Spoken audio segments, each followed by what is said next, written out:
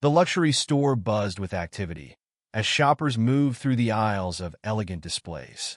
Among them were Camille and Elijah Brooks, a couple exuding quiet confidence. Camille's polished blazer and elegant heels complemented her poised demeanor as she admired a leather handbag. Beside her, Elijah adjusted his cufflinks, his relaxed smile softening the formality of his tailored suit. They spoke in low tones, sharing quiet laughs while browsing. At the entrance stood Brian Miller, the newest security guard, arms crossed as he scanned the crowd. Brian prided himself on his vigilance and quick instincts, even if it meant jumping to conclusions. His gaze landed on Camille and Elijah, and his expression darkened. Something about them felt out of place. In his mind, they didn't belong in this kind of store. Their ease unsettled him. It was too comfortable for people like them. As Camille reached for a price tag, Brian strode towards them, his steps brisk. "Excuse me," he said, his firm tone loud enough to draw attention from nearby shoppers. Elijah looked up, startled, while Camille raised an eyebrow but maintained her composure.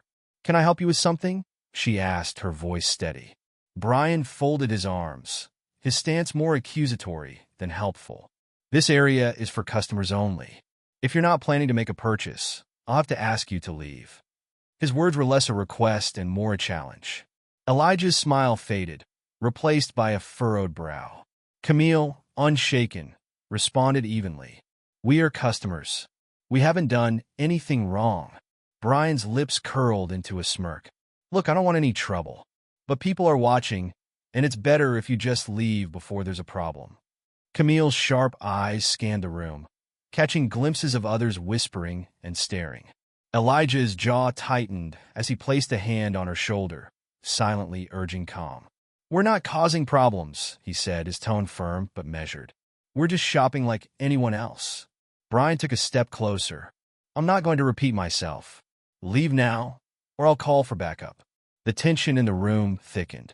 Shoppers paused to watch, the atmosphere heavy with unspoken judgment. Camille gripped her handbag tighter, her composure unwavering. She opened her mouth to respond, but Elijah gently squeezed her shoulder. Without a word, the couple turned and walked toward the exit, heads held high despite the humiliation. Brian stood tall, feeling a surge of pride as he adjusted his badge. "You've got to maintain standards," he muttered, just loud enough for nearby employees to hear. But he was unaware that his actions had set into motion consequences far beyond his control. Outside, Elijah and Camille sat in their car in silence, the engine idling.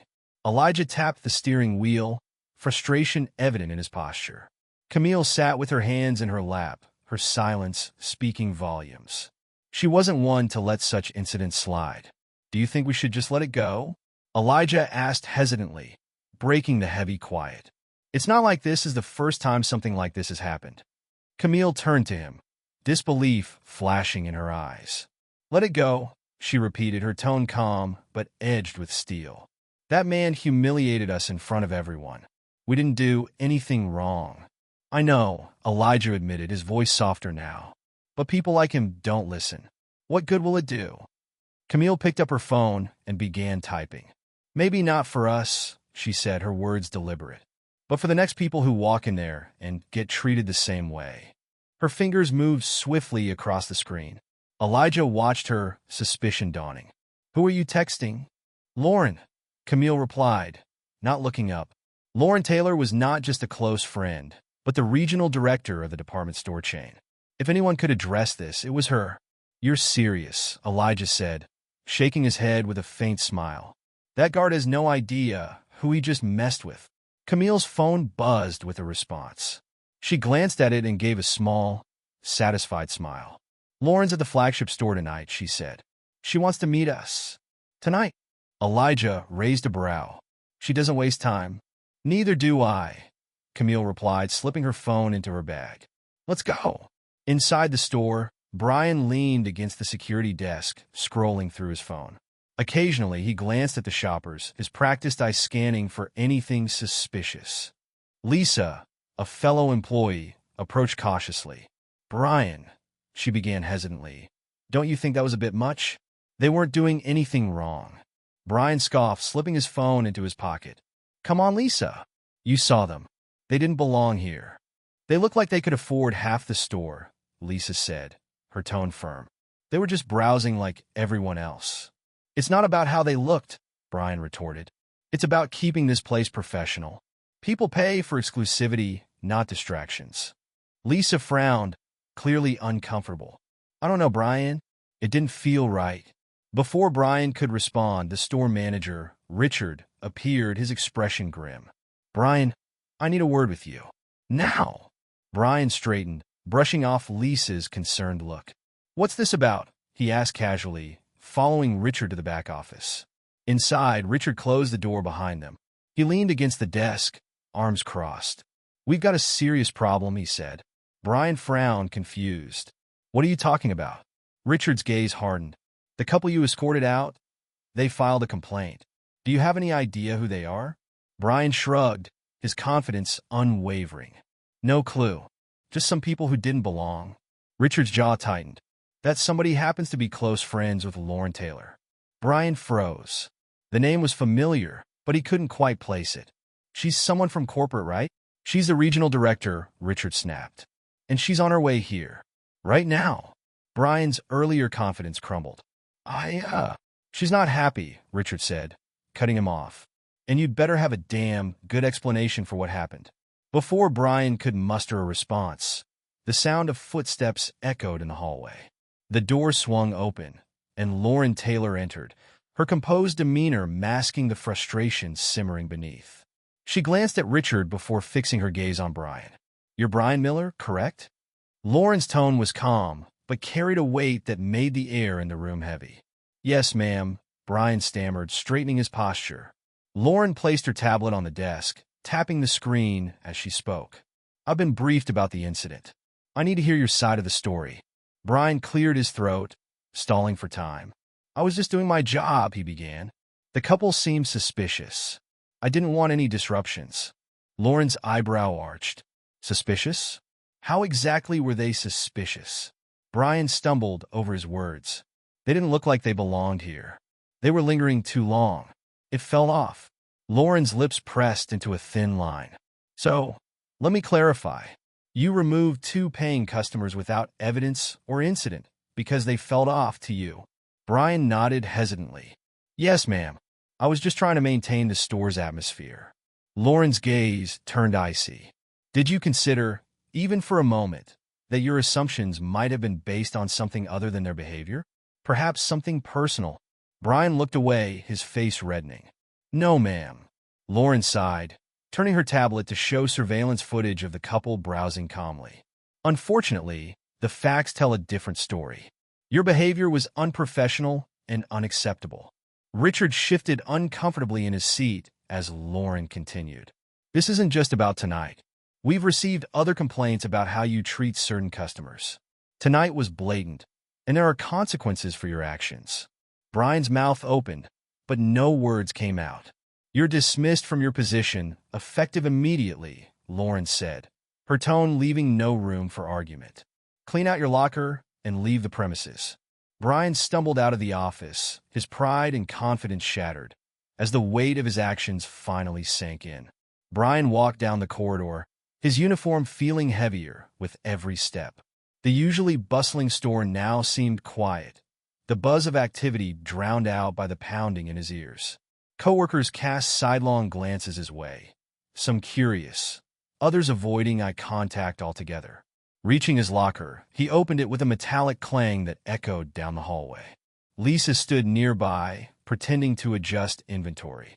Her unease was palpable as she hesitated to meet his gaze. Brian tossed his belongings into a duffel bag, the anger simmering just beneath his composed facade. Say it, he muttered, his voice low but sharp. I know you want to. Lisa looked around to make sure they were alone before speaking softly. I warned you, Brian. You didn't have to treat them like that. I was doing my job, he snapped, his voice rising. People don't follow the rules, and they face the consequences. That's how it works. They weren't breaking any rules, Lisa said, her tone firm but empathetic. You assumed they didn't belong, and now look where it got you. Brian paused, his grip tightening on the locker door. Her words stung, not because they were harsh, but because they rang uncomfortably true. Still, his pride wouldn't let him admit it. Yeah, well, I guess they won. Good for them. Lisa sighed, crossing her arms. Maybe this is a chance for you to think about why this happened. Not just the firing, but everything. If you keep blaming others, nothing's going to change. Brian slung the bag over his shoulder and turned to leave. Save the lecture, Lisa, he muttered, walking away. Her gaze followed him, a mix of pity and disappointment on her face. Meanwhile, in the private lounge of the flagship store, Camille and Elijah sat across from Lauren Taylor. Her composed demeanor carried a sincerity that was hard to ignore as she extended a firm handshake. Thank you for meeting me on such short notice, Lauren began. I want to start by saying how deeply sorry I am for what happened tonight. It was unacceptable, and I take full responsibility for ensuring it doesn't happen again. Camille studied her carefully, her sharp eyes searching for any sign of insincerity. Satisfied, she leaned forward slightly. It's not just about an apology, Ms. Taylor. This isn't the first time we've been treated this way. Tonight was just another reminder of a larger problem. Elijah nodded in agreement, his frustration evident. Walking into spaces where we have every right to be, only to feel like intruders, it's exhausting. Lauren listened intently, nodding as they spoke. You're absolutely right, she said after a pause. Tonight's incident is part of a bigger issue, one that we must address, not just in this store, but across the company. And how do you plan to do that? Camille asked, her tone calm but pointed. Lauren opened a folder on the table, showing an outline of initiatives. We've terminated the guard in question, but I know that firing one person doesn't fix systemic problems. That's why we're launching a comprehensive review of our policies and practices, starting with mandatory bias training for all employees, from frontline staff to executives. Additionally, we're introducing an anonymous reporting system so employees and customers can safely share concerns. Camille scanned the documents thoughtfully. This is a start, she said, her voice measured. But training and policies alone won't change attitudes. How do you plan to ensure this isn't just a box-ticking exercise? Lauren smiled faintly. I expected you to ask that. We're partnering with experts in diversity and inclusion to develop programs focused on empathy and accountability. It will take time, but I'm committed to meaningful change. Elijah crossed his arms, his skepticism evident. And what about people who've already been wronged? People like us who've been made to feel small in your stores? Lauren's expression grew serious. That's why I wanted to meet with you personally. Your experiences are invaluable in shaping the changes we need to make. If you're willing, I'd like your input as we move forward. Camille exchanged a glance with Elijah before responding. We'll hold you to that, she said firmly. This can't just be about words. It needs to make a real difference. Lauren nodded, her gaze steady. I promise this isn't the end of the conversation. It's just the beginning. As Camille and Elijah left the store that evening, they felt a cautious sense of optimism. Change wouldn't come easily, but this time, it felt like a genuine effort was being made. The following morning, Lauren gathered her leadership team for an emergency meeting. The weight of the previous night's events hung heavily in the room as the team settled into their seats. Let me be clear, Lauren began, her tone firm but measured. What happened last night is unacceptable. Not just because it made headlines, but because it goes against everything we claim to stand for as a company. The team exchanged uneasy glances as she continued. This is bigger than one guard's actions. Complaints have been brushed aside for too long. Training sessions have been shallow. Accountability has been lacking. It stops now. One manager raised a hand hesitantly. Firing Brian was the right call. But do you really think that'll be enough? The media is running with this story. I'm not interested in making this blow over, Lauren replied. I'm interested in fixing what's broken. And make no mistake, this is systemic. Another manager spoke up. Where do we even start? This feels huge. Lauren pulled out a stack of papers. We start with honesty and transparency. Tomorrow morning, we'll release a public statement acknowledging what happened. No excuses. No corporate jargon. Just the truth and a commitment to change. The room fell silent as the weight of her words sank in. Finally, one of the HR managers asked, And training? Clearly, the current modules aren't enough. Not even close, Lawrence said. We'll overhaul them entirely. This won't be a one-off session, but an ongoing program with measurable outcomes. Everyone, managers, staff, and corporate will participate. A younger manager chimed in. What about the public? How do we convince customers we're serious about this? By showing them, Lauren replied. Words won't be enough. We need to rebuild trust through action. I've invited Camille and Elijah to collaborate on our initiatives. Their perspective is invaluable. The bold move surprised the room, but Lauren's conviction left no room for doubt. This will be hard, she admitted. It will take time, resources, and effort, but doing nothing isn't an option. The next morning, the store released its public statement. It struck a balance between accountability and a promise for change. We deeply regret the incident that occurred in our store. The actions taken do not reflect our values. We acknowledge the pain this caused and are committed to making meaningful changes to ensure all who walk through our doors feel respected and valued. The response was mixed. Some applauded the store for its swift action, while others expressed skepticism. Camille, scrolling through the comments, remarked, "At least they're admitting they messed up." "Admitting is one thing," Elijah replied, setting down his coffee. "Doing something about it is another." Their conversation was interrupted by a call from Lauren. "I wanted to personally thank you for the opportunity to address this," she said. "Your input has been invaluable, and I hope we can continue working together." Camille's tone was measured. "We'll stay involved, but only if we see genuine progress. This can't just be for show." "It's not," Lauren assured her. "This is just the beginning." As the call ended, Camille looked at Elijah. "They're moving in the right direction, but we'll make sure they stay on track." Elijah raised his coffee cup. "To keeping them honest." Camille smiled and clinked her cup against his, the weight of responsibility balanced by a flicker of hope. The day after Lauren's call, Camille and Elijah were busy preparing for their upcoming collaboration with the store's leadership. The air between them was a mixture of determination and skepticism. Elijah, ever the realist, voiced his concerns as Camille reviewed a draft of their feedback. "Do you really think they'll listen?" he asked, leaning against the counter. "They've got a reputation to protect. What if this all turns into a PR stunt?" Camille didn't look up, her pen tapping against the table as she considered his words. "If that's their plan, we'll see through it," she said, her voice steady. "But I'm not doing this for them. This is for the next couple who walks into that store and doesn't have to go through what we did." Elijah sighed, crossing his arms. "I just don't want to pour all this energy into something that's going to fizzle out the moment the heat dies down." Camille looked at him then, her gaze sharp. "That's why we stay involved, Elijah. We don't let them forget." The next morning, Lauren invited them to the flagship store to meet with her leadership team. The conference room was a stark contrast to the polished sales floor, a space filled with nervous energy and cautious optimism. As Camille and Elijah entered, the room fell silent. Lauren stood to greet them, her demeanor as composed as ever. "Thank you for coming," she began, gesturing toward two seats at the head of the table. "Your presence here is vital to this conversation." The meeting began with Lauren presenting an overview of the changes already set in motion. Revamped training programs, a zero-tolerance policy for discriminatory behavior, and the implementation of anonymous feedback systems. As she spoke, Camille scanned the room, noting the varied reactions of the team.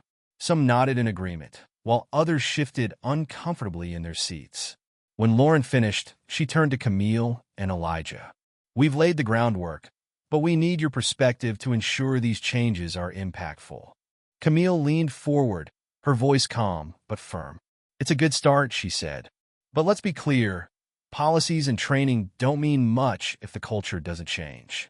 What are you doing to make sure your employees actually internalize this?" Lauren hesitated, but before she could respond, one of the managers, a man named Peter, spoke up.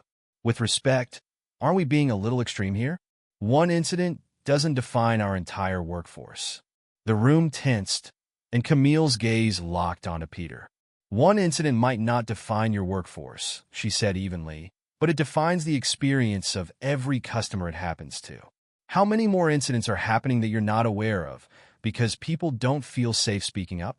Peter opened his mouth to respond, but Lauren cut him off, her tone sharp. Peter, this isn't about assigning blame. It's about taking accountability for the gaps in our system. Elijah, who had been quiet until now, leaned back in his chair, his deep voice cutting through the tension. You've got a chance here to be a leader in your industry, not just another corporation doing damage control. The question is, are you willing to take it? The words hung in the air, heavy with challenge. Peter looked down, chastened, while Lauren gave a small nod. We are, she said, her voice resolute. And we'll prove it. As the meeting continued, Camille and Elijah shared their ideas for creating a more inclusive environment. Camille emphasized the importance of fostering empathy, suggesting role-playing exercises where employees put themselves in the shoes of customers who feel judged or excluded. Elijah pushed for a mentorship program, one that would promote diversity within the company's leadership pipeline. Toward the end of the meeting, Lauren introduced an idea that caught both of them off guard. We're planning to host a panel discussion for our employees, she said. We'd like you to be part of it. Camille raised an eyebrow. A panel discussion? It would be an opportunity to share your story directly with our staff, Lauren explained. Hearing firsthand experiences could have a greater impact than any training module. Elijah exchanged a glance with Camille, his skepticism evident. That's a lot to ask. I know, Lauren admitted, but I believe it could be a turning point for our team. Camille's gaze didn't waver. We'll think about it. As they left the store that afternoon, the weight of Lauren's proposal hung between them. Elijah finally broke the silence. What do you think?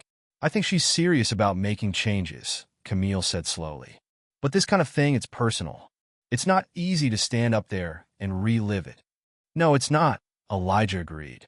But if it could make a difference, Camille nodded, then it might be worth it. Meanwhile, back at the store, Lauren was already facing resistance from within her team. After the meeting, she gathered her senior staff to discuss the next steps. Peter, still bristling from the earlier exchange, voiced his concerns. With all due respect, Lauren, are we really going to let two customers dictate company policy? Lauren's eyes narrowed. This isn't about two customers, Peter. This is about the systemic issues they've exposed. If you can't see that, you're part of the problem. The room fell silent, the tension palpable. Another manager, Priya, spoke up cautiously. I think what Peter's trying to say is that change is hard, and not everyone will be on board right away. We need to address that resistance if we want these initiatives to succeed. Lauren nodded, her expression softening. You're right, Priya. Change is hard, but it's necessary. And if anyone here isn't willing to embrace it, they should reconsider whether they belong in this company. As the meeting ended, Lauren leaned back in her chair, the weight of the day pressing down on her. She knew the road ahead would be anything but easy, but she was determined to see it through.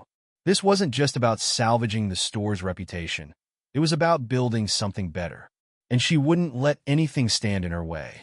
As Camille and Elijah considered their involvement in the upcoming panel discussion, the stakes at the department store continued to rise. Lauren's decision to pursue meaningful reform was met with increasing resistance from some corners of her team. Behind closed doors, whispers of doubt spread among certain employees who questioned the necessity of the sweeping changes. Others, however, began to see the importance of the moment and the opportunity to redefine the store's culture. One afternoon, Lisa overheard two employees, Derek and Megan, talking in the break room. I get it. I really do, Derek said, his voice low but frustrated. But do we really need all this? It's just one incident. Megan shrugged, her tone dismissive. Exactly. It's not like it's happening every day. This feels like overkill. Lisa, who had been quiet, decided she couldn't stay silent any longer. It's not just one incident, she interjected, her voice calm but firm. It's one that we know about. How many more people have been treated like that and just walked out without saying a word? Derek looked taken aback. Well, maybe. But firing Brian and making us sit through all these workshops, it's too much. People are on edge. Lisa's gaze sharpened. On edge? Imagine how that couple felt. Imagine walking into a place and being treated like you don't belong, over and over again. This isn't about making us uncomfortable. It's about making things right. Derek fell silent, while Megan shifted uncomfortably in her seat. Lisa's words hung in the air, the weight of their truth undeniable. Meanwhile, Lauren was preparing for the panel discussion with Camille and Elijah. She knew this event had the potential to be a turning point, but only if handled correctly. As she reviewed the logistics with her team, Richard, the store manager, expressed his concerns. What if employees react badly? Or worse, what if the couple feels attacked? We won't let that happen, Lauren replied firmly. This is about fostering understanding, not assigning blame. But we can't avoid these conversations just because they're uncomfortable. As the day of the panel approached, tensions ran high among the staff. Some employees were curious, eager to hear Camille and Elijah's perspective. Others were skeptical, viewing the event as little more than damage control. But Lauren remained steadfast, determined to create an environment where real change could begin. When the day finally arrived, the atmosphere in the store's conference room was thick with anticipation. Rows of chairs faced a small stage where 2 microphones stood waiting.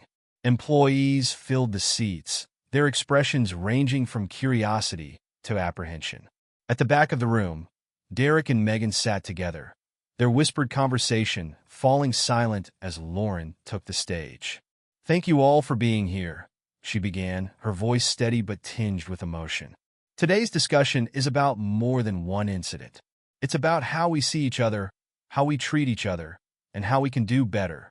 She introduced Camille and Elijah, who stepped onto the stage with a composed grace that belied the tension in the room.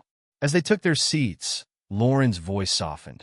"Camille and Elijah have agreed to share their story with us, not to place blame, but to help us understand the impact of our actions. I ask that you listen with open hearts and open minds." Camille leaned into the microphone first. Her voice was calm, but carried a weight that demanded attention. "When we walked into that store, we didn't expect to be treated like royalty. But we also didn't expect to be treated like criminals." She recounted the events of that night, describing the humiliation and frustration they felt as they were asked to leave. Her words were measured, but the pain in her eyes was unmistakable. "It wasn't just about being told to leave," she said. "It was the message behind it. You don't belong here." That's a message we've heard too many times in too many places. Elijah spoke next, his tone more direct. "This isn't just about us. It's about everyone who's ever felt unwelcome in a space where they had every right to be. And it's about the choices we make every day, choices that either perpetuate that feeling or change it." The room was silent, the weight of their words sinking in. Some employees shifted in their seats, their discomfort evident. Others nodded, their expressions reflecting newfound understanding. As the discussion opened to questions, Lisa was the first to raise her hand. "Thank you for sharing your story," she said, her voice steady. "Hearing it makes me realize how much I've overlooked in my own actions. I've caught myself making assumptions about people based on how they look or talk. It's something I need to change." Her honesty seemed to open the floodgates. One by one, employees began sharing their own experiences, some admitting to biases they hadn't recognized before, others recounting moments when they had felt judged or excluded. Even Derek, who had been one of Brian's staunchest allies, stood up and spoke. "I didn't see it before," he admitted, his voice hesitant. "But hearing this, I get it now. I see how easy it is to dismiss people without even realizing it." Camille nodded, her expression encouraging. "The fact that you're recognizing it is a step forward. That's where change starts." As the event came to a close, Lauren took the microphone once more. "This isn't the end of the conversation," she said, her voice firm but hopeful. "It's the beginning of a new chapter for this company, a chapter where we hold ourselves accountable, learn from each other, and commit to doing better."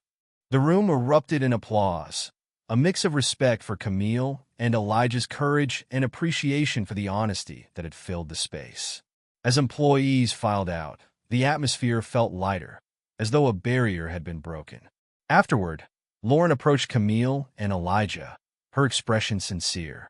"I can't thank you enough," she said. "What you shared today will stay with them, and with me." Camille nodded, her gaze steady. "Change takes time," she said, "but this is a start." As they left the store, Camille and Elijah felt a renewed sense of purpose. They had done their part to spark the conversation. Now it was up to the store to carry it forward.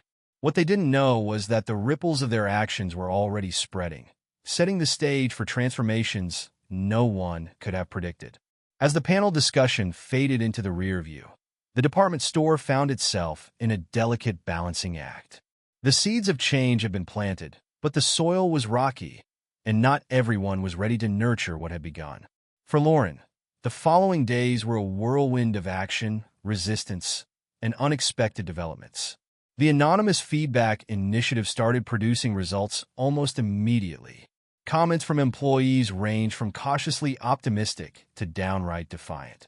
One note caught Lauren's attention. These changes are all good on paper, but actions speak louder than words. Let's see if the leadership team follows through.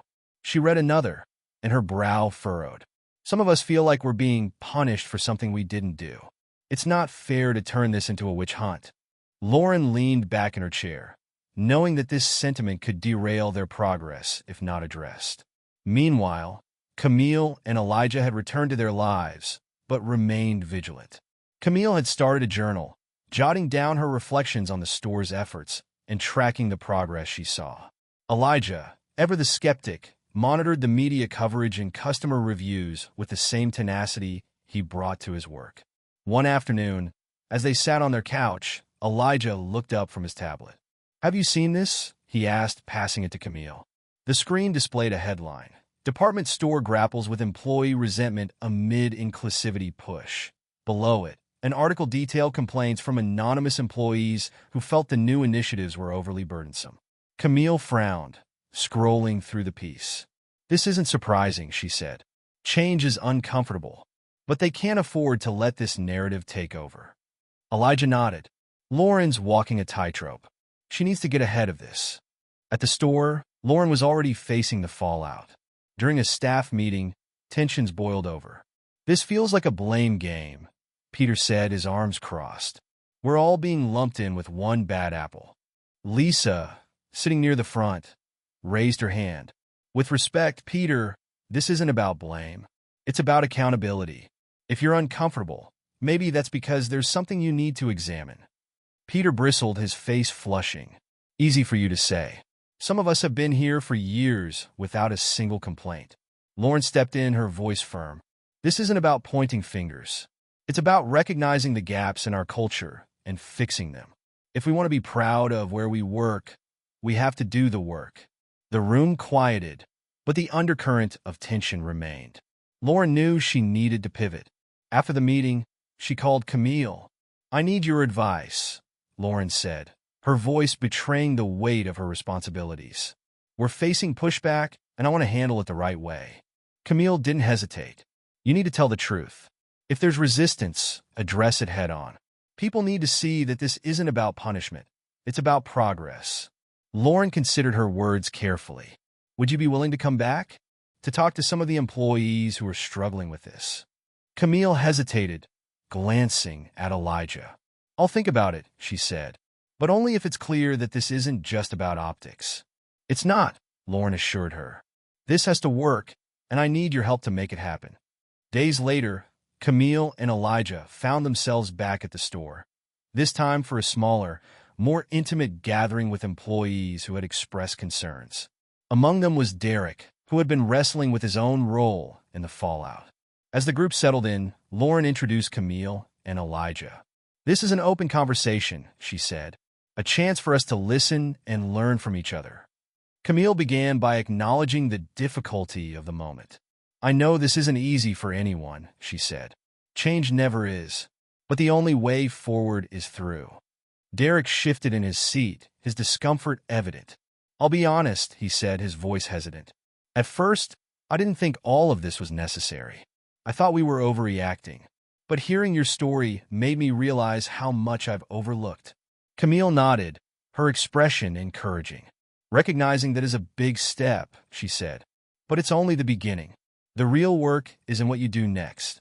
The conversation deepened, with employees sharing their fears, frustrations, and hopes.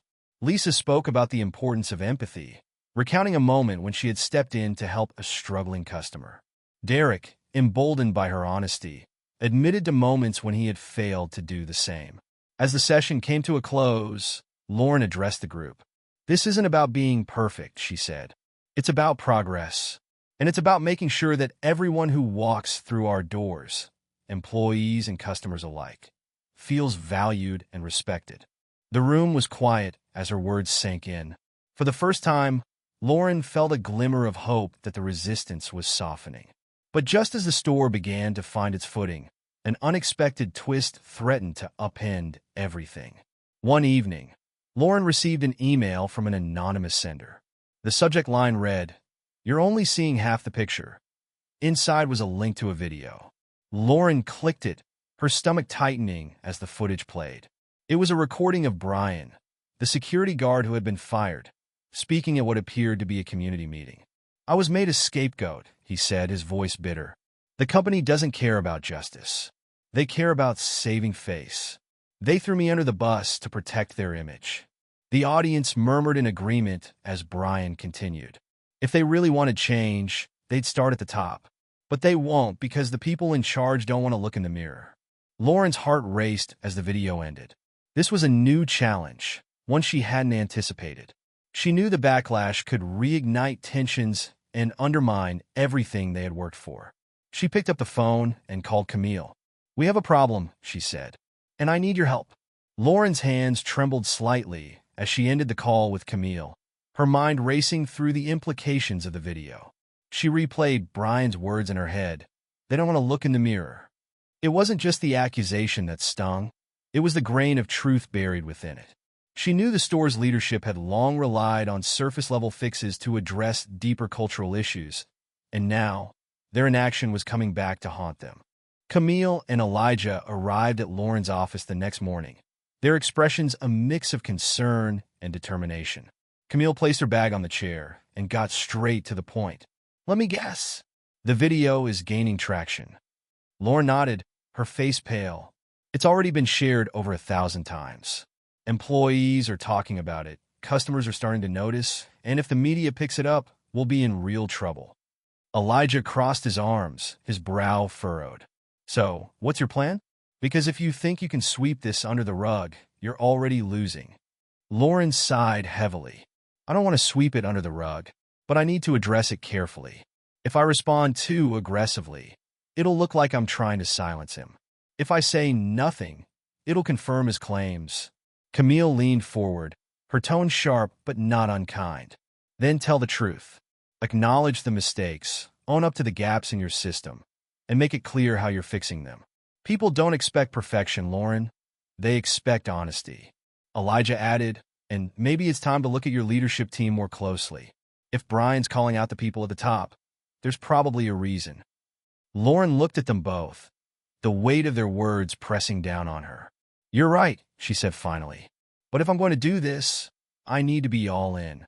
No half measures." The three of them worked late into the night, crafting a response that would address the growing crisis while staying true to the commitment Lauren had made to rebuild the store's culture. The next morning, Lauren stood in front of a camera in the store's empty conference room, ready to record a public statement. Her heart pounded as she took a deep breath and began. "My name is Lauren Taylor, and I'm the regional director for this store. I want to address a video that's been circulating, in which a former employee, Brian, raises concerns about our company's handling of a recent incident. I've watched the video, and I want to say this. Brian is right about one thing. Real change starts at the top." She paused, her gaze steady. "We made mistakes, not just in how we responded to that incident, but in the years leading up to it. We allowed a culture to grow where bias and exclusion could take root, and for that I take responsibility. But taking responsibility isn't enough. That's why we've committed to a comprehensive review of our leadership practices, our hiring policies, and our training programs. And we're not doing this alone. We're working with experts, community leaders, and the very people who've been impacted by our actions." Her voice softened, but her resolve was clear. This is not about optics. It's about building a company that lives up to its values. And I want to thank those who've held us accountable, including Brian. Change is hard, but it's necessary, and we're committed to seeing it through. The video was released later that day, accompanied by a detailed action plan outlining the steps the store was taking to address systemic issues. The response was immediate and polarizing. Some praised Lauren's honesty and the company's willingness to confront its shortcomings. Others accused them of doing too little too late. Meanwhile, Brian's video continued to circulate, gaining support from people who felt similarly disillusioned with corporate culture. One evening, Brian received a message from an unexpected sender, Camille. At first, he hesitated to open it, unsure of her intentions. But curiosity got the better of him. The message was short and direct. "I'd like to meet. Not to argue, but to understand. Let me know if you're willing." Brian stared at the message for a long moment, his emotions conflicted. Part of him wanted to ignore it, to cling to the righteousness of his anger. But another part, quieter but persistent, was curious to hear what she had to say. After a moment, he typed a reply. "Okay, let's talk." The meeting was arranged for the following day in a neutral space, a quiet cafe away from the store's bustling environment. When Camille arrived, Brian was already seated, his arms crossed and his expression guarded. Camille approached with a calm confidence, taking the seat across from him. "Thank you for meeting me," she began, her tone sincere. Brian shrugged. "I'm not sure what you expect to get out of this." "I don't expect anything," Camille replied. "But I believe in hearing people out, even when we don't agree." Brian raised an eyebrow. "You really think we're just going to sit here and solve all of this?" "No," Camille admitted. "But I think we can start by understanding each other. You feel like you were scapegoated. I get that. But what you did in that store, it hurt. It wasn't just about one moment. It was about everything it represented." Brian's posture softened slightly, though his expression remained tense. "You think I don't know that? I made a mistake, okay? But they threw me under the bus to save themselves. They didn't even give me a chance to explain." Camille leaned forward, her gaze steady. "Then explain now. Tell me what you were thinking." Brian hesitated, the words caught in his throat. Finally, he said, "I thought I was doing my job. I thought I was protecting the store.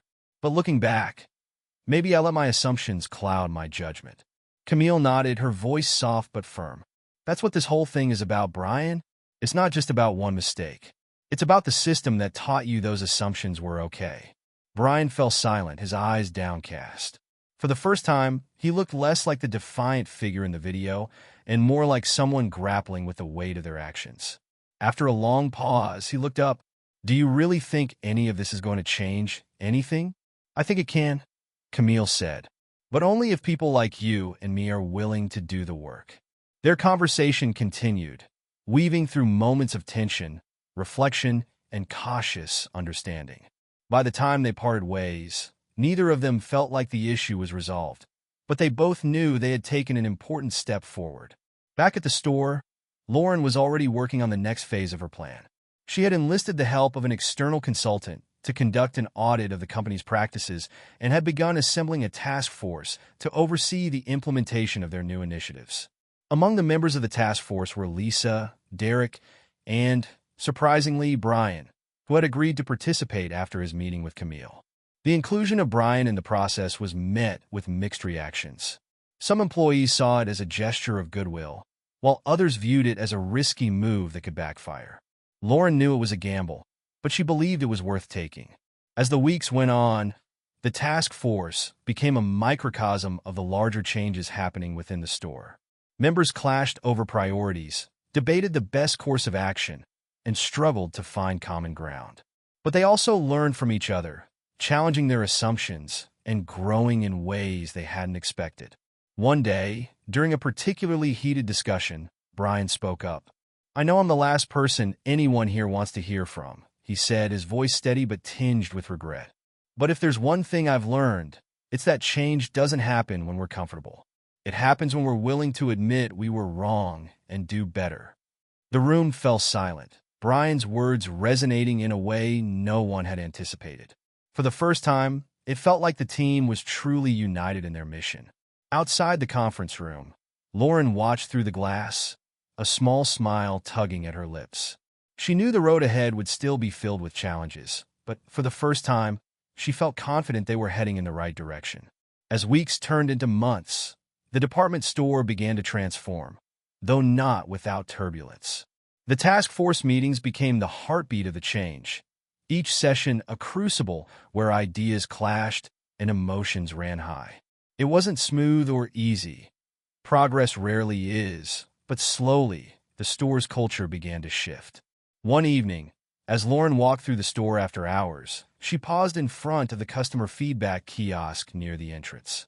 The screen displayed a recent comment. Asterisk, I felt seen and respected today for the first time in a long time. Thank you. Asterisk, the words gave her a flicker of hope, but she knew better than to get complacent. Change was like turning a massive ship. It required constant effort and a steady hand. Back in her office, Lauren reviewed the latest updates from the task force. Brian's involvement had been unexpectedly productive, his perspective bringing a level of honesty that few others dared to offer. Yet his presence wasn't without complications. Some employees still resented his role in the initial incident, while others viewed him as a symbol of redemption. Lauren knew this delicate balance couldn't hold forever. At the next task force meeting, the tension that had been simmering finally boiled over. Derek, who had grown increasingly vocal in his support for the changes, confronted Brian during a discussion about implementing new employee training modules. It's rich hearing you talk about bias training, Derek said, his tone biting. You're the reason we're in this mess. Brian's jaw tightened, but he held his ground. You think I don't know that? You think I don't carry that every day? Do you? Derek sot back. Because it feels like you're trying to erase what you did by sitting here and playing the good guy. Lisa, sensing the conversation spiraling, intervened. Enough.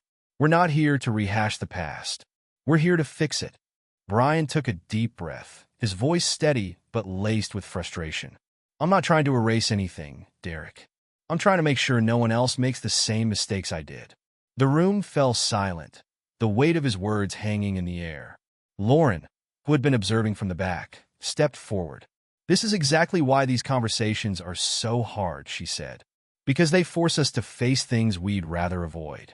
But we can't move forward if we're stuck in the past. Derek glanced at Brian, then back at Lauren. Fine, he muttered, but I'm not letting him off the hook. No one's asking you to, Lauren replied. Accountability isn't about letting go of the past. It's about learning from it. The meeting ended on a tense note, but there was an unspoken understanding among the group. They were in this together, whether they liked it or not. Outside the task force, Camille and Elijah continued to act as external advisors, their involvement proving invaluable as the store navigated uncharted territory. One afternoon, Lauren invited them to review a new mentorship program designed to promote diversity within the company's leadership pipeline. As they sat in her office, Elijah raised a concern. This looks good on paper, he said, tapping the proposal. But how are you going to make sure it's not just a token effort? People need to see real opportunities, not just checkboxes. Lauren nodded, taking notes. That's why we're tying promotions to mentorship participation. Managers who don't engage won't advance. Camille leaned back in her chair, a small smile playing on her lips. You've thought this through. I've had to, Lauren admitted. There's no room for half measures anymore. Just as it seemed like progress was being made, a new challenge emerged, this time from the community. A local advocacy group reached out to Lauren, requesting a meeting to discuss the store's role in perpetuating systemic inequality. The group's leader, a sharp and passionate woman named Angela, didn't mince words when they met. We've been watching your efforts, Angela said, her tone measured but firm. And while we appreciate the changes you're making, we need to talk about the bigger picture. Your store isn't just a workplace. It's part of a larger system that has historically excluded people like us. Lauren listened intently, her mind racing as Angela laid out a series of demands, including increased community engagement and financial support for local initiatives. We're not here to attack you, Angela concluded, but we need to know if you're serious about being part of the solution. Lauren knew this was a pivotal moment. The store's internal reforms were one thing, but stepping into the broader community conversation would raise the stakes significantly. Still, she couldn't ignore the truth in Angela's words. You're right, Lauren said. We need to do more. Let's work together to figure out how. As the store's leadership began collaborating with Angela's group, The initiatives expanded beyond the walls of the store. They hosted workshops for local businesses, sponsored scholarships for underrepresented students, and partnered with nonprofits to address systemic issues in the community. The efforts were met with both praise and skepticism, but they marked a turning point in the store's journey. One evening, as Lauren prepared to leave for the day, she received an email from Angela.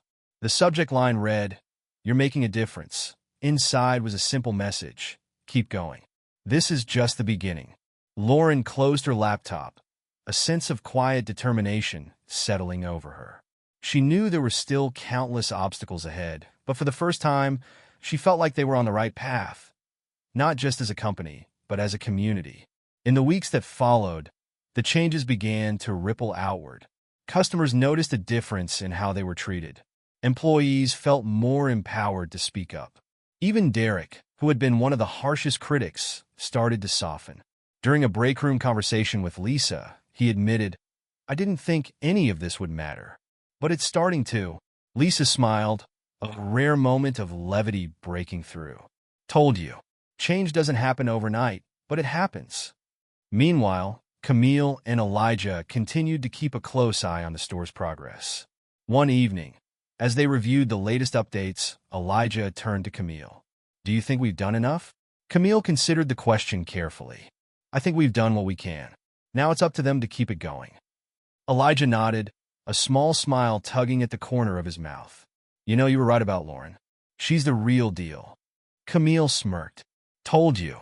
As the sun set over the city, the department store stood as a testament to the power of accountability, resilience, and the willingness to change. But the journey was far from over. Each step forward revealed new challenges, new opportunities, and new reasons to keep going. And for Lauren, Camille, Elijah, and everyone involved, the story was just beginning. The department store was bustling with activity as the holiday season approached, a sharp contrast to the tension-filled months that had preceded it. The changes implemented by Lauren and her team were beginning to take root. But as the store entered its busiest time of year, new challenges threatened to unravel everything they had worked so hard to build. One afternoon, Lauren received a call from Angela. There was urgency in her voice. "Lauren, I think you need to see this," she said, forwarding an email she'd received from a concerned community member. It contained a screenshot of an internal employee group chat where a few staff members had made disparaging comments about the new inclusivity initiatives, mocking them as a waste of time and corporate virtue signaling. Lauren's chest tightened as she read the messages. Despite all the progress they had made, resistance still lingered beneath the surface. She called an emergency meeting with the task force, showing them the screenshots. The room grew heavy with silence as the implications sank in. Derek was the first to speak, his voice a mix of frustration and regret. "I recognize a couple of those names," he said. "They've been grumbling about this since the beginning, but I didn't think it would go this far." Lisa leaned forward, her tone measured but firm. "This isn't just about a few bad apples. It's a symptom of something deeper. We've made strides, sure, but clearly, some people are still holding on to old ways of thinking." Brian, who had been quietly listening, finally spoke up. "We can't just ignore this," he said, his voice steady. "If we do, it'll only fester. But we also can't come down on them like a hammer. If we do, they'll dig in their heels." Lauren nodded, her mind racing. "We need to address this head-on, but with care. Let's start by bringing these employees in for one-on-one conversations. I want to understand where this is coming from." The following week, Lauren sat down with the employees involved in the group chat. One of them, a young sales associate named Mark, was defensive from the start. "This isn't about hate or bias," he said, crossing his arms. "It's about feeling like we're being forced into something we didn't ask for." Lauren's gaze didn't waver. "And what, exactly, do you feel forced into?" she asked, her tone calm but unyielding. Mark hesitated, caught off guard by the question. "I don't know," he admitted finally. "All this training, these new policies, it just feels like we're being told we're not good enough." "It's not about that," Lauren said, her voice softening slightly. "It's about making sure everyone feels like they belong here. Customers, employees, everyone. That includes you, Mark. But it also means we have to hold ourselves to a higher standard." Mark's expression shifted, a flicker of understanding crossing his face. I guess I just didn't see it that way. As the conversations continued, Lauren began to see a pattern. Many of the employees who resisted the changes weren't inherently opposed to the ideas. They were struggling with how quickly the culture had shifted and what it meant for their place in it. This realization gave her a new perspective, but it also raised a critical question. How could they bridge this gap without losing the momentum they had built? Meanwhile, Camille and Elijah were keeping a close eye on the store's progress. One evening, as they discussed the latest developments, Camille's phone buzzed with a message from Angela. It was a link to a news article about another high-profile incident of discrimination at a different company. The headline read, "Reforms promised but little action taken." Camille sighed, her frustration evident. "This is why it can't just be about words," she said. "We've seen too many promises like this go unfulfilled." Elijah leaned back in his chair, his expression thoughtful. "What makes you think this store will be any different?" "Because we're holding them accountable," Camille said firmly. "And because Lauren actually cares." But as much as Camille believed in Lauren's commitment, she knew the weight of the task could only grow heavier. The stakes were higher than ever, and any misstep could undo everything they had worked for. Back at the store, Lauren faced an unexpected twist. An anonymous tip led her to discover that one of the employees involved in the group chat had been sharing internal information with a local reporter, spinning the story to make the changes appear as a corporate overreach. When the story broke, it painted a picture of a company in chaos, struggling to control a divided workforce. The fallout was immediate. Customers began leaving negative reviews, accusing the store of prioritizing politics over service.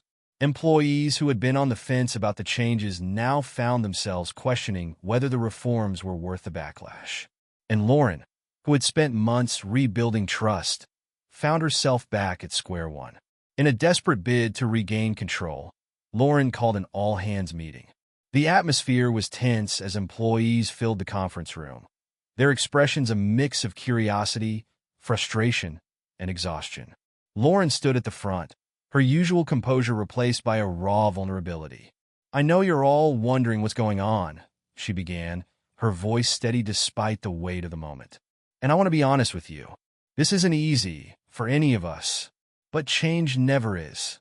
She paused, scanning the room. "Some of you feel like this has been forced on you. Others feel like it's not happening fast enough. And some of you are just tired of the tension. I get it, but let me be clear. We're not going back to the way things were. Not because we want to make your lives harder, but because we owe it to each other and to our customers to be better." Her words hung in the air, met with a heavy silence. Then, to everyone's surprise, Derek stood up. "I was one of the people pushing back at first," he admitted, his voice steady but tinged with emotion. "I didn't want to believe I was part of the problem. But I was. And I'm trying to change. If I can, so can the rest of you." One by one, other employees began to speak up.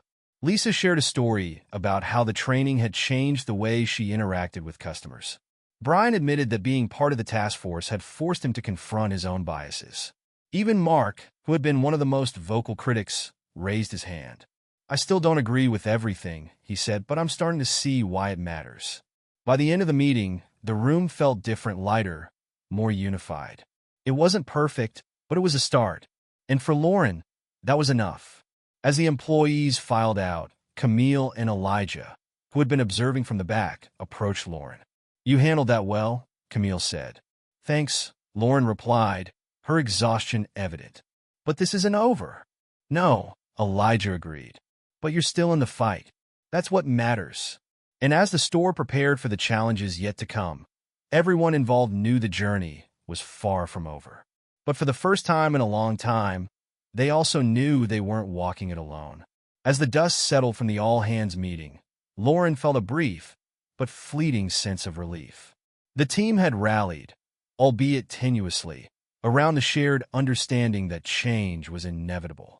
But just as the store seemed to steady itself, a new and unforeseen complication arose, threatening to undermine everything. Late one evening, Lauren received an anonymous message in her work inbox. The subject line was cryptic: Asterisk, not everything is as it seems. Asterisk attached was a file containing records that appeared to show discrepancies in the store's hiring practices. At first glance, they seemed innocuous, but upon closer inspection, patterns began to emerge. Certain departments were hiring almost exclusively from specific demographic groups, while others seemed to have unspoken barriers to entry. Lauren's stomach sank. This was more than a cultural issue, it was systemic. These patterns were a ticking time bomb that, if exposed, could devastate not just the store's reputation, but the livelihoods of everyone who worked there. She forwarded the file to Camille with a simple note. Asterisk, we need to talk. Asterisk. The next day, Camille and Elijah joined Lauren in her office. Lauren's expression was grave as she pushed the printed records across the desk. This isn't just a perception problem, she said. It's real. And if it gets out before we address it, everything we've done will mean nothing. Elijah scanned the pages, his brow furrowing. This is bad, he said bluntly. But it's also an opportunity. If you tackle this head-on, it could set a new standard. Camille leaned forward, her voice calm but resolute. Lauren, you have to be transparent about this. If you try to hide it, it'll come back to bite you. Lauren nodded slowly, the weight of the decision pressing down on her. Transparency is risky, she said. But I know you're right. The question is, how do we fix it while keeping the trust we've started to rebuild? The three of them spent hours crafting a plan. It began with an internal audit of all hiring and promotion practices, followed by a public commitment to address the disparities. But they knew that wasn't enough. They needed something bold, something that would demonstrate their seriousness. Camille suggested creating a new position, a Chief Diversity and Inclusion Officer, who would report directly to Lauren and oversee all equity initiatives. It's a big step, Lauren said, but I think it's the right one. As the plan came together, Lauren realized they needed to address another question. Who had sent the anonymous tip? If it was an employee, they might feel alienated or fearful of retaliation. And if it was someone from outside the store, the potential for broader exposure loomed large. Lauren decided to send a message through the company's anonymous reporting system, thanking the sender for bringing the issue to light and inviting them to share more if they felt comfortable. Days later, Lauren received a reply. The sender revealed themselves as Sarah, a junior HR associate who had recently joined the team. She requested a private meeting, and Lauren immediately agreed. When Sarah arrived, she was visibly nervous, her hands clutching a folder. I wasn't trying to stir up trouble, Sarah began, her voice shaking slightly. I couldn't ignore what I saw. I thought someone needed to know. Lauren nodded, her expression softening. You did the right thing, she said. And now that we know, we can do something about it. Sarah hesitated, then placed the folder on the desk. There's more, she said. I started digging into our promotion records, and I found patterns there too. It's not just who we're hiring, it's who's getting ahead. Lauren's heart sank further as she opened the folder, the data confirming Sarah's words. But instead of despair, she felt a renewed determination. Thank you, Sarah, she said. You've given us the tools to make real change. I'd like you to be part of the task force moving forward. Sarah's eyes widened. Me? But You're exactly the kind of voice we need, Lauren said firmly. Meanwhile, Derek was facing his own reckoning. One evening, he ran into Brian in the break room. The tension between them was palpable, a reminder of the heated confrontation at the task force meeting. But this time, Derek took a deep breath and extended an olive branch. I was hard on you, Derek admitted, his voice low. Maybe too hard. Brian looked up from his coffee, surprise flickering across his face. I probably deserved it, he said. But I'm trying, Derek. I really am. Derek nodded. Yeah, me too. Their exchange was brief, but it marked a turning point. Slowly, the walls between them began to crumble, replaced by a grudging respect born of shared struggle. As the store prepared to roll out the new initiatives, including the Chief Diversity and Inclusion Officer position, Lauren knew they needed a public face for their efforts. To her surprise, it was Angela who suggested that Camille and Elijah take on that role. You've been with this from the beginning, Angela said during a meeting. People trust you. If you vouch for the store's commitment, it'll mean something.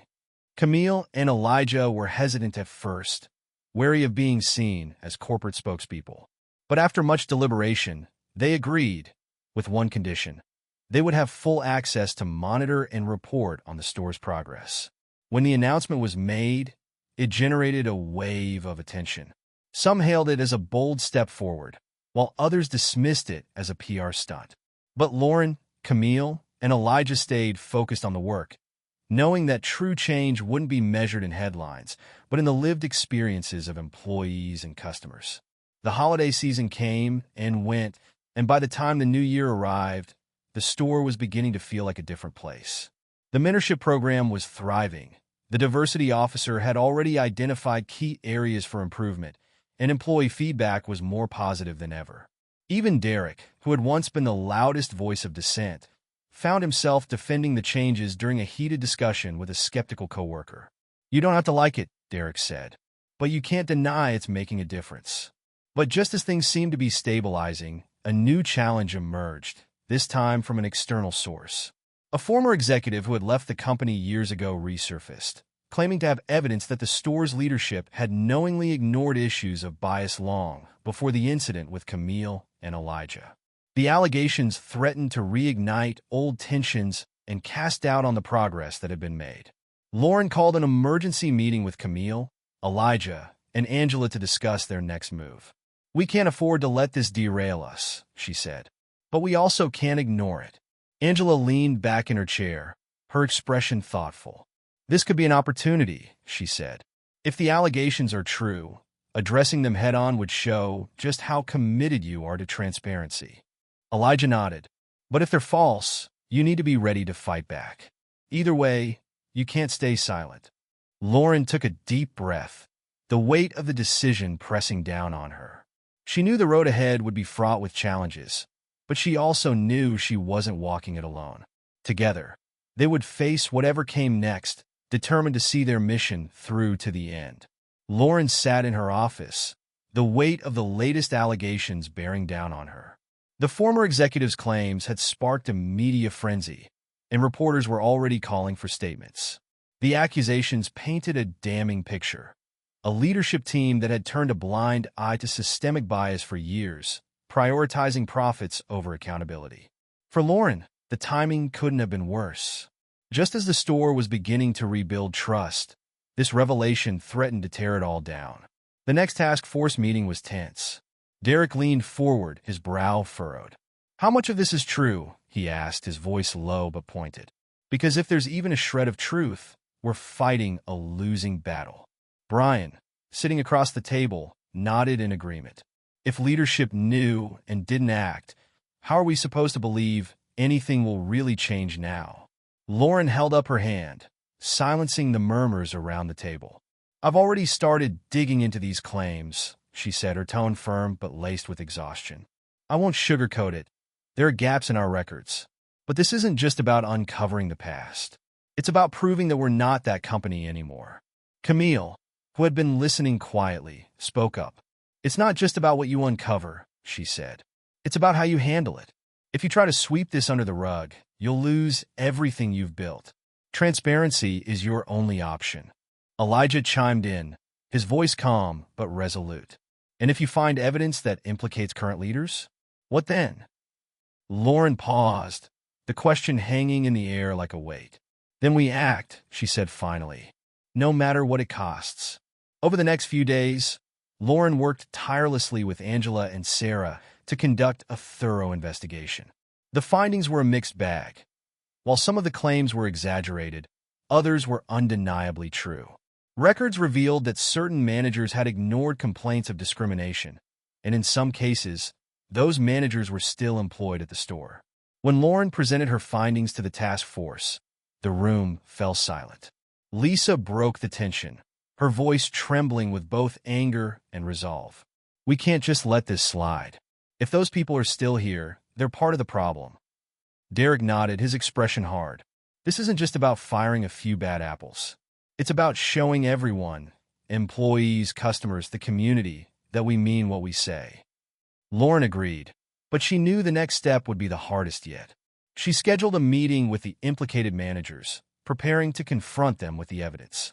Camille and Elijah, at her request, agreed to observe the meeting to ensure transparency. The confrontation was heated from the start. One manager, a longtime employee named Greg, immediately went on the defensive. "This was years ago," he argued, his voice rising. "People change. Are you really going to punish me for something I didn't even realize was wrong at the time?" Lauren's voice was steady but unyielding. "This isn't about punishment, Greg. It's about accountability. You ignored complaints that should have been addressed. That's not something we can overlook." Greg's face flushed with anger. "So what? You're just going to throw me under the bus like Brian?" Camille, who had been silent until now, leaned forward. "This isn't about throwing anyone under the bus," she said, her tone calm but sharp. "It's about recognizing that your actions or inactions have consequences. If you're serious about changing, you'll accept that." The room was silent as Greg stared at her, his anger giving way to something more complicated: shame. He finally nodded, his voice barely above a whisper. "I understand." By the end of the meeting, several managers had either resigned or agreed to undergo extensive training and mentorship to address their blind spots. It was a painful but necessary step, and Lauren knew it was only the beginning. The next challenge was addressing the public. Lauren held a press conference, flanked by Camille, Elijah, and Angela. Cameras flashed as she stepped up to the podium, her heart pounding. She took a deep breath and began. "In recent weeks, allegations have come to light about our company's past failings. After conducting a thorough investigation, we've confirmed that some of these claims are true. While these actions took place before my time as regional director, I take full responsibility for addressing them." She paused, her gaze sweeping the room. "This is not who we want to be, and it's not who we will be. We've already taken steps to hold those responsible accountable, and we're implementing new measures to ensure this never happens again. But I know words aren't enough. We will prove our commitment through action." The room buzzed with questions, but Lauren maintained her composure, answering each one with a mix of honesty and resolve. By the end of the conference, the response was cautiously optimistic. While some doubted the sincerity of the reforms, others praised the store for its transparency and willingness to confront its past. Behind the scenes, the task force continued its work, strengthened by the challenges they had faced. Sarah, now a key member of the team, proposed a new initiative, a mentorship program pairing employees from underrepresented groups with senior leaders to foster growth and inclusion. The idea was met with enthusiasm, and within weeks, the program was up and running. As the store moved forward, the impact of these changes began to ripple outward.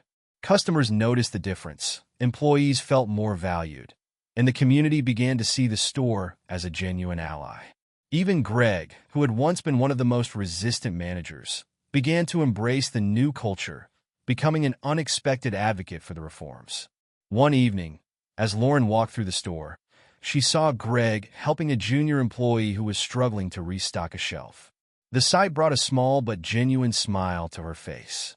Change was never easy, but moments like this reminded her why it was worth it. In the months that followed, the store became a model for what accountability and resilience could achieve. Camille and Elijah, who had initially been skeptical of the store's commitment, now spoke openly about their admiration for Lauren's leadership. And while challenges continued to arise, the team faced them with a newfound confidence, knowing that they had the strength to overcome whatever came next. As the sun set on another busy day, Lauren stood at the entrance of the store, watching as employees and customers alike moved through the space with a sense of ease and belonging that had once seemed impossible. She knew the journey wasn't over, but for the first time, she felt a deep sense of hope. Together, they had proven that change wasn't just possible, it was inevitable, and it was only the beginning. As the store found its rhythm in its new era of transparency and inclusion, it seemed like progress was finally steadying. Employees were engaged, customers were returning, and the community had started to view the store as a genuine partner. Lauren allowed herself a rare moment of pride as she reviewed the latest customer feedback. The numbers showed improvements across the board. Satisfaction was up, complaints were down, and employee morale had reached an all-time high. But just as things seemed to stabilize, a new email landed in Lauren's inbox late one evening. The subject line read, "Asterisk, you missed something." Asterisk at first, she thought it might be another piece of feedback or a harmless suggestion, but as she opened the email, her heart sank. Attached was a file containing sensitive documents, emails, and meeting notes from years before Lauren had joined the company. They detailed deliberate decisions by past leadership to suppress certain complaints to protect key clients. The language in the documents was cold and calculated, prioritizing profit over people. Even worse, some of the names involved were still on the company's current executive board. Lauren sat back in her chair, her mind racing. These revelations weren't just damaging, they were explosive.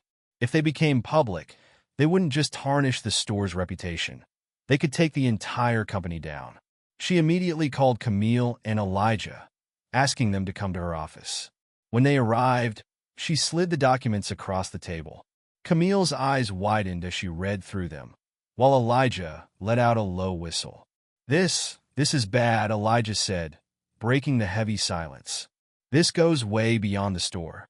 Camille set the papers down, her expression grave. "If this gets out, it'll undo everything we've worked for. But if we stay silent, we're no better than the people who made these decisions." Lauren leaned forward, her voice low but resolute. "We can't stay silent, but we also can't act recklessly. We need to find out who sent this and why." The three of them began piecing together the clues, trying to trace the email's origin.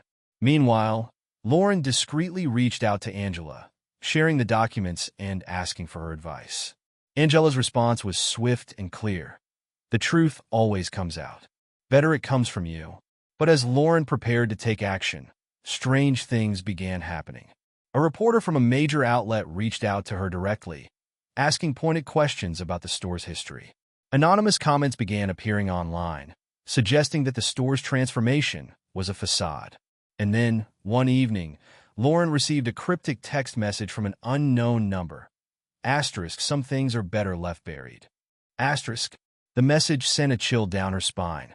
She immediately called the task force together, sharing the latest developments. "This is bigger than we thought," she said, her voice steady despite the tension in the room. "Someone doesn't want this truth to come out." Brian, who had been quietly listening, spoke up. "Whoever's behind this knows we're making progress. That's why they're trying to scare us. If we back down now, they win." Derek nodded in agreement. "But if we push forward, we need to be ready for what's coming. This isn't just about the store anymore, it's about the whole system." As the team debated their next steps, Camille received a notification on her phone. It was a message from a contact she hadn't heard from in years, someone who had once worked at the corporate level. The message read, "Asterisk, you're digging into dangerous territory. Call me if you want to know what you're really up against."